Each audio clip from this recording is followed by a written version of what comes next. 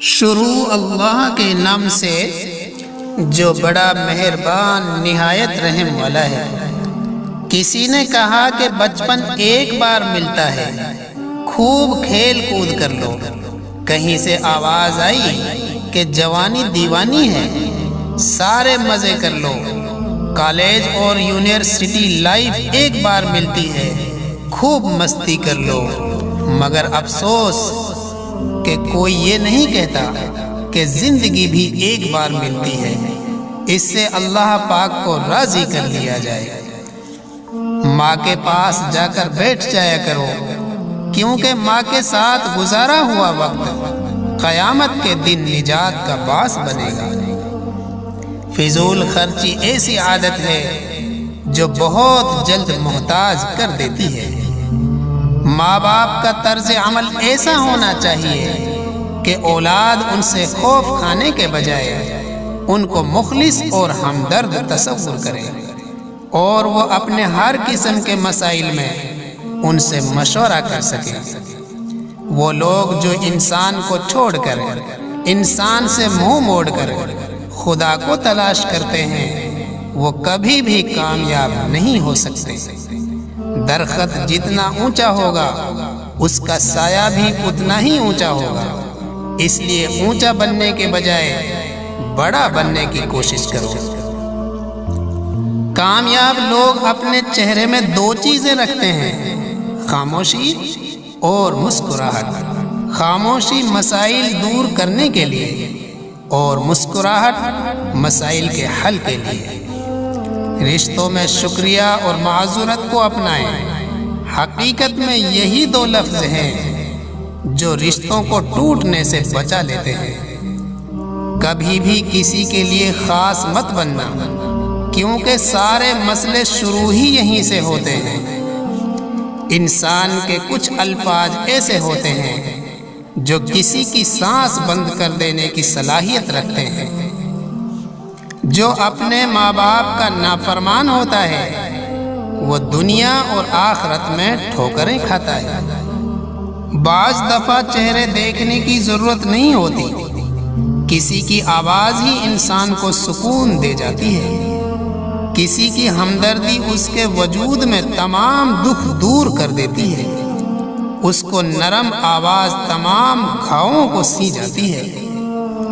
اس دنیا میں سب سے خوبصورت رشتہ اگر کوئی ہے تو وہ بہن بھائی کا ہے، جس میں کوئی شک اور کوئی لالچ نہیں ہوتا۔ بہنیں بھائیوں کی خاطر سب کچھ برداشت کرتی ہیں، ان کے راز تک بھی اپنے پاس رکھتی ہیں اور کبھی ان کو شرمندہ بھی نہیں کرتی۔ بہنوں کا ماں باپ کے بعد بھائی ہی سہارا ہوتے ہیں، اور وہ ان سے ہر چیز بغیر کسی ڈر کے مانگ لیتی ہیں۔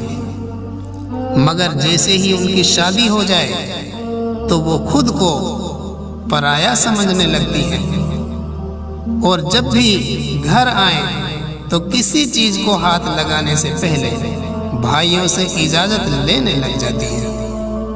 اور بھائی ان کو ہمیشہ یہی کہتے ہیں کہ تمہارا اس گھر میں آج بھی اتنا ہی حق ہے جتنا شادی سے پہلے تھا، مگر وہ اس وجہ سے ڈرتی ہیں کہ کہیں ہمارے بھائیوں کی بیویاں ان کو ہمارے بارے میں کچھ غلط نہ کہہ دیں، یا ان کے دل میں ہمارے لیے نفرت پیدا نہ کر دیں، کیونکہ ان کو پوری زندگی بھائیوں کا ہی سہارا ہوتا ہے۔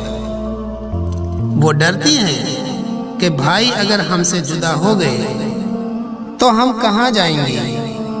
بہنیں اگر گھر سے رخصت بھی ہو جائیں تو ان سے کبھی الگ مت رہو، ان کا سہارا بنو، اور جب بھی تم سے کچھ مانگ لیں تو تم انکار مت کرنا۔ اور زندگی بھر ان کے دو حق ایسے ہیں کہ وہ اگر تم سے مانگ لیں تو کبھی انکار مت کرنا، کیونکہ یہ تم پر پورا یقین کرتی ہیں، اور انہیں یقین ہوتا ہے کہ بھائی کبھی بھی انکار نہیں کریں گے۔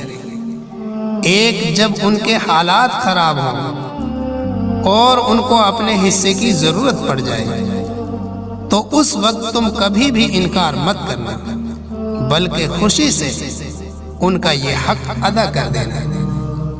دوسرا، اگر ان کو اللہ پاک نے کوئی اولاد عطا نہیں کی اور وہ اس وجہ سے بہت شرمندہ رہتی ہیں تو وہ تمہاری اولاد میں کوئی بچہ گود لینے آئے تو انکار مت کرنا، کیونکہ اللہ پاک تمہاری اس قربانی سے تمہارے گھر میں اپنی رحمت کو 10 گنا بڑھا دیتا ہے کہ جب تم اپنی بہن کی خوشیاں اس کی جھولی میں ڈالتے ہو۔